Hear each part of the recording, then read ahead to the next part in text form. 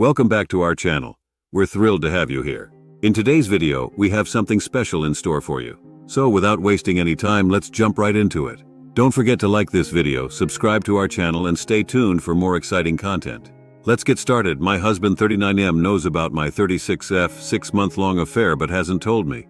What can I do? Okay, so maybe let's start out with a little background. My husband and I first met when I was right out of college in a new city. He swept me off my feet, and from our first date it was magic. We married 3 years after that, and now we have an 8-year-old daughter. We both work pretty great jobs, and between caring for our daughter and work responsibility, we are both busy people. But he always made time for me and treated me like royalty, even when I didn't do the same. Around the beginning of 2019, I became familiar with one of my coworkers, Nick. He's about my age and has a wife and 3 kids of his own. Nick and I started so innocent. We would go out to work outings together and sit close by and talk.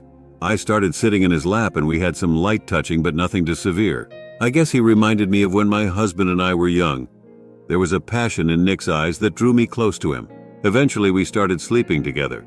I knew during the whole time it was wrong, but I pushed through, never once thinking about the impact it could have on my husband. This morning started off as usual. My husband gets into the shower before me every day, and I snooze before I have to hop in too. He mentioned last night that he was going to stop by Costco on the way home from work today.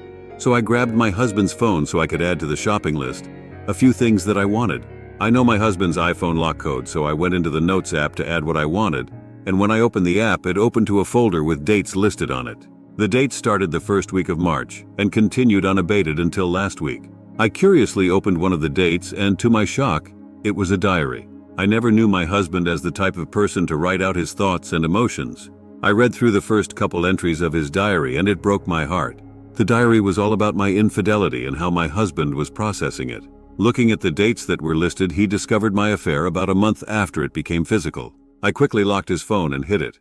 When he came out of the shower, I helped him look for the phone I hid. My husband has a work phone and a personal phone, so he was unfazed about not being able to find it. He was on a time crunch and left the house with only his work phone. I called off work and read each diary entry. I feel like I may vomit. Almost each entry for the first 3 months he discovered my affair were about how he planned on making her fall in love with me again. He had detailed in this diary the plans he had to make me forget about Nick. He talked about taking us on a week-long vacation so I couldn't see him, how he bought my favorite flowers and cooked my favorite dish. But I continued to see Nick. As the time went on and I continued to tell lies to my husband, he would write in the diary about how his resolve is beginning to waver, how he is becoming depressed and feels so lonely and unloved. After 3 months, the diary entries became wholly about his depression and how he cries every time he knows I'm with Nick. He writes how every night before falling asleep, he has visuals of Nick's body on top of mine and how the visuals make him feel physically ill. He keeps writing in his diary how he doesn't want our daughter to grow up with divorced parents like he did. There is a diary entry from 1 month ago that stopped me in my tracks though. In the entry, my husband talks about how one night when I was with Nick and he put our daughter to bed, he was crying to himself like usual, but the tears stopped flowing. He says that his body finally stopped producing tears for his failed marriage.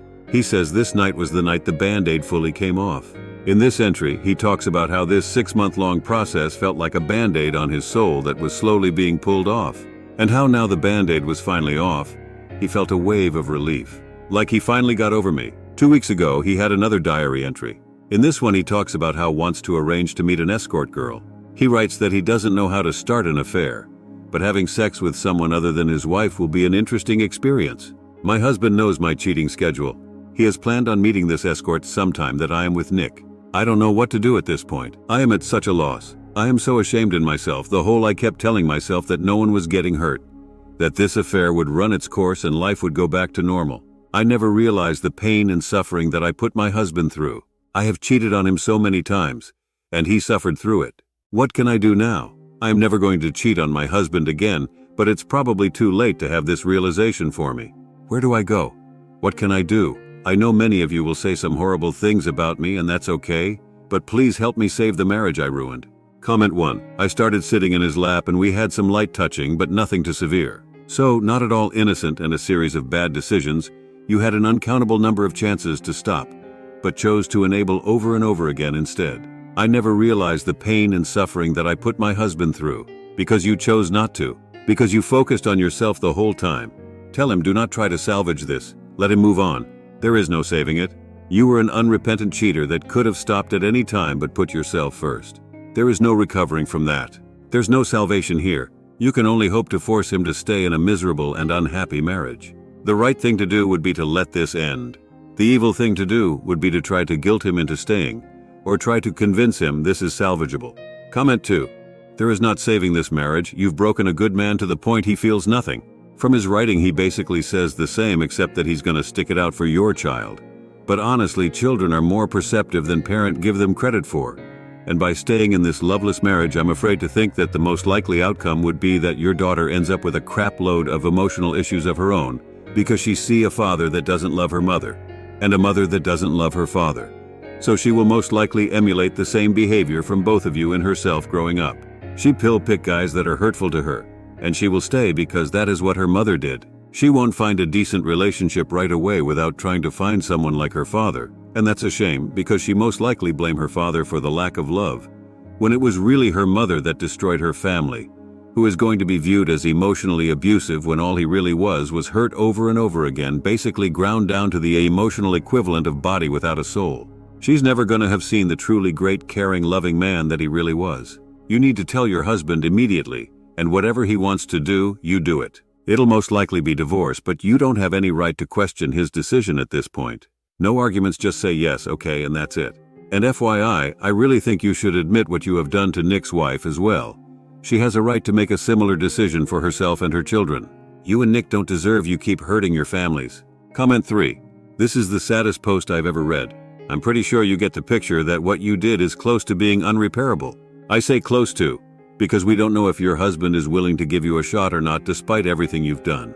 It's sickening that you knew it was wrong, but instead of doing what was right, you pushed the thought out of your mind and pretended everything was great. Not once have you thought about confessing, and it took only reading your husband's diary entries for you to actually regret your actions, and sadly I feel like you only regret it because your husband is now over you after all that time.